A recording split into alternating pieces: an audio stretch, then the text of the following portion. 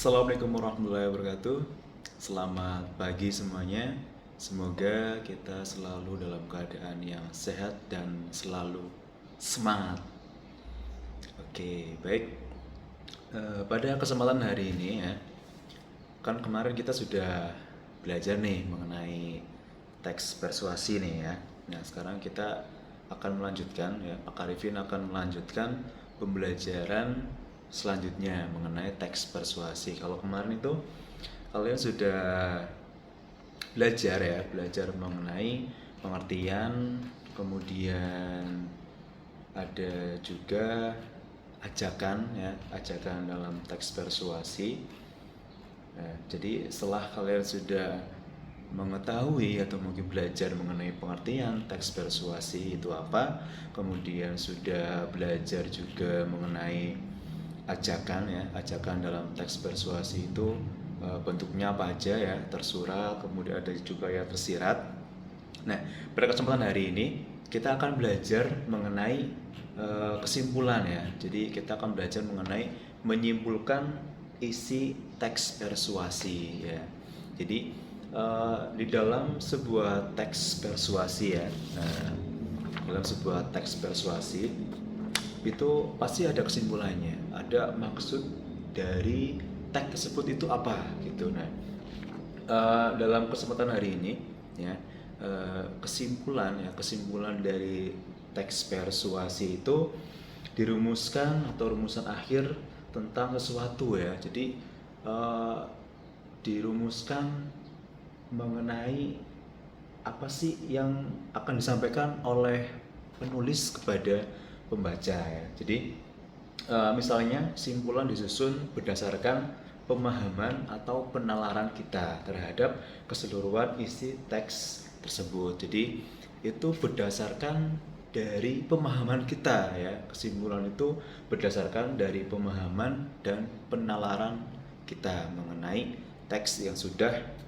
kita baca, yaitu mengenai kesimpulannya. Jadi simpulan adalah rumusan akhir tentang sesuatu di dalam teks tersebut. Nah, kemudian karena di teks persuasi itu berkaitan dengan ajakan ya, atau himbauan. Nah, jadi kesimpulan untuk teks tersebut ya tidak jauh dari jawaban atas pertanyaan. Misalkan kayak mengajak apa teks persuasi itu ya. Jadi teks persuasi itu mengajak untuk apa gitu. Itu bisa dikatakan sebagai kesimpulannya gitu. Misalkan kayak menurut para ahli kesehatan ya. Jadi menurut para ahli kesehatan vaksin itu bermanfaat atau tidak gitu. Nah, itu bisa masuk ke kesimpulannya. Jadi berdasarkan dari teks yang sudah kalian baca gitu. Kemudian lanjut ya, kita lanjut dari tadi udah kesimpulannya. Kemudian ini yang kedua itu langkah-langkah penyimpulannya ya. Jadi setelah kita mengetahui, oh kalau menurut saya itu teks ini itu bertujuan atau bermaksud seperti apa gitu. Nah, sekarang kita akan belajar mengenai langkah-langkah dalam menyimpulkan teks persuasi ya. Di sini ya kalian bisa belajar ya, kalian bisa buka di halaman 191 ya mengenai teks persuasi di buku bahasa Indonesia kalian, buku teks bahasa Indonesia kalian. Langkah-langkah menyimpulkan teks persuasi itu ada 4 macam ya, ada 4 macam. Yang pertama, membaca keseluruhan teks ya. Jadi kalau itu membaca keseluruhan isi teksnya itu apa aja gitu. Kemudian yang kedua itu mencatat bagian-bagian penting dari isi teks itu. Jadi kalian catat yang penting-penting, yang pokok-pokoknya ya. Kemudian yang ketiga itu memahami hubungan logis antar bagian penting teks itu. Nah, ini yang kadang kita tuh nggak tahu ya, antara hubungan logis itu hubungannya gimana gitu, hubungan jarak jauh LDR atau hubungan yang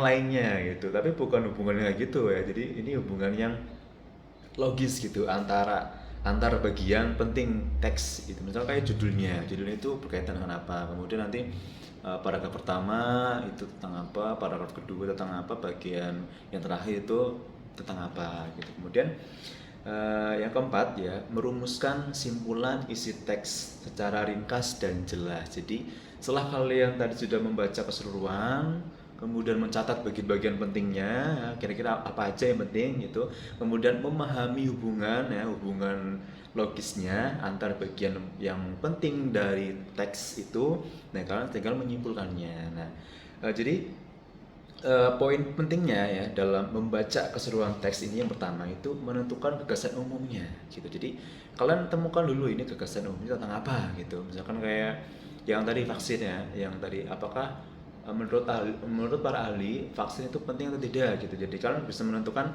dari gagasan umumnya dari teks tersebut. Kemudian mencatat bagian-bagian penting. Nah ini nih, bagian-bagian penting itu apa sih gitu kan, bagian penting itu apa gitu ya, di awal atau di akhir paragraf biasanya itu ada gitu bagian pentingnya, kayak ide pokok paragrafnya itu apa gitu. Kemudian di akhir paragrafnya biasanya ada gitu. Jadi bisa menggunakan paragraf deduktif, kemudian ada juga yang bisa menggunakan paragraf induktif. Jadi itu mencatat bagian-bagian pentingnya. Kemudian yang ketiga, memahami hubungan logis antar bagian teks. Jadi ada hubungan kualitasnya ya. Jadi ada hubungan kualitasnya antara paragraf pertama dan juga ada paragraf kedua, sebab akibatnya itu gimana gitu.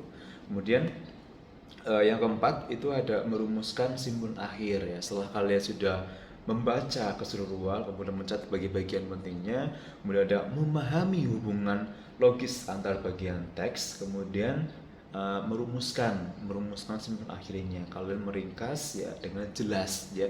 Jadi meringkas itu jangan terlalu panjang dan juga jangan terlalu pendek gitu. Jadi kalau kalian meringkas ya itu diusahakan berdasarkan pemahaman kalian, karena terkadang kalau kita tidak paham kemudian kita menuliskan sama persis kayak di teks itu bukan kesimpulan, itu juga bukan ringkasan, itu salinan gitu. Jadi diusahakan ketika kalian nanti meringkas itu kalian paham dengan yang kalian ringkas gitu.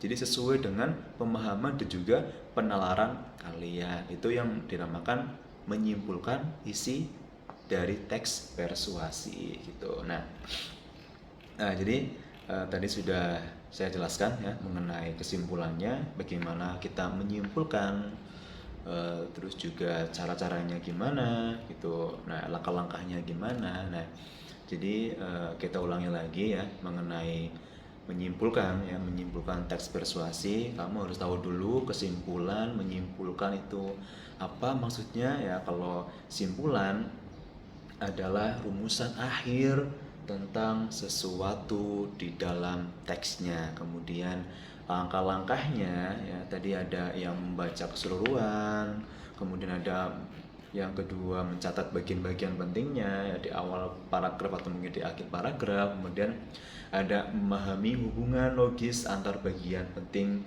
teks itu ya. Jadi kalian bisa memahami antara paragraf pertama, kemudian yang kedua ada paragraf kedua, itu ada sebab akibatnya atau tidak, kenapa dikatakan vaksin itu penting, nanti sebabnya apa aja, nanti bisa berakibat apa aja gitu. Itu harus kalian pahami. Jadi setelah kalian sudah memahami itu, kemudian kalian merumuskan simpulan akhirnya. Kalian meringkas dengan jelas, jangan terlalu panjang dan juga jangan terlalu pendek gitu. Yang jelas bisa bisa membawa dari judul sampai ke akhir, dan itu harus kalian sendiri yang menyimpulkan, karena setiap orang itu berbeda-beda cara menyimpulkannya. Ada yang bisa menyimpulkan dari yang penting-penting ke yang nggak penting, ada yang dari yang nggak penting ke penting, tergantung dari pemahaman kita dalam membaca sebuah teks gitu. Nah, itu ya yang dapat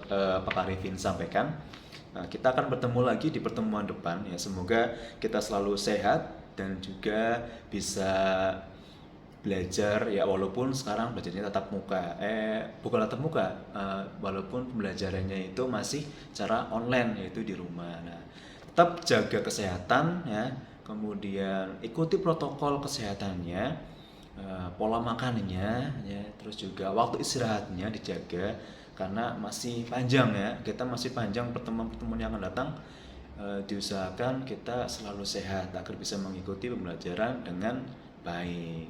Baik, itu saja yang dapat Pak Arifin jelaskan ya tentang menyimpulkan dari isi teks persuasi. Demikian kurang lebihnya saya mohon maaf. Sekian, wassalamualaikum warahmatullahi wabarakatuh. Salam literasi.